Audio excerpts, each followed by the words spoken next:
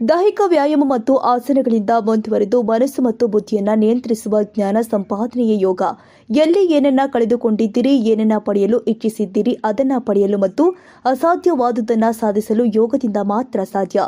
ಸಂಸ್ಕಾರ ಮತ್ತು ಆರೋಗ್ಯವಂತ ವ್ಯಕ್ತಿ ನಿರ್ಮಾಣದಿಂದ ಆದರ್ಶ ಸಮಾಜ ನಿರ್ಮಿಸುವಲ್ಲಿ ಯೋಗ ಸಹಕಾರಿ ಎಂದು ನಿವೇದಿತಾ ಶಾಲೆಯ ಮುಖ್ಯ ಶಿಕ್ಷಕ ಮರಿಯಪ್ಪ ತಿಳಿಸಿದ್ದಾರೆ.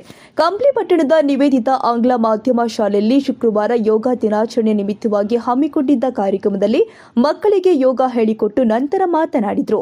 ಪ್ರಾಚೀನ ಕಾಲದ ವೈದ್ಯಕೀಯ ಸಂಸ್ಕೃತಿಯನ್ನ ಚಿಕಿತ್ಸೆ ನೀಡುವ ಮೂಲಕ ಹುಟ್ಟಿಕೊಂಡ ಯೋಗವು ದೈಹಿಕ ಮಾನಸಿಕ ಆರೋಗ್ಯದ ಮೇಲೆ ಪರಿಣಾಮ ಬೀರುವ ಅಭ್ಯಾಸ ಮತ್ತು ಶಿಸ್ತು ವ್ಯವಸ್ಥೆಯಾಗಿದೆ. ಇಂದು ಪ್ರಪಂಚದಾದ್ಯಂತ ಯೋಗ ಆಚರಣೆಯಲ್ಲಿ ಇದೆ. ದೇಹಕ್ಕೆ ಮನಸ್ಸಿಗೆ ವಿಶ್ರಾಂತಿ ನೀಡುವ ಮನೋ ದೈಹಿಕ ಎಲ್ಲ ಕಾಯಿಲೆ ನಿವಾರಣೆಯಾಗಿ ಕೆಟ್ಟ ಯೋಚನೆಗಳ ಮೇಲೆ ಹತೋಟಿ ತಂದು ಶಾಂತಿ ನೆಮ್ಮದಿಯಿಂದ ಆಂತರಿಕ ದೋಷವನ್ನ ಯೋಗದ ಮೂಲಕ ನಿವಾರಿಸಿಕೊಳ್ಳಬಹುದು ಎಂದರು. ಈ ಸಂದರ್ಭದಲ್ಲಿ ಕಾರ್ಯದರ್ಶಿ ಕೆ ರಾಮು, ಮುಖ್ಯ ಶಿಕ್ಷಕಿ ಎಂ ಪುಷ್ಪ ಹಾಗೂ ಶಿಕ್ಷಕರು ಮತ್ತು ಮಕ್ಕಳು ಉಪಸ್ಥಿತರಿದ್ದರು.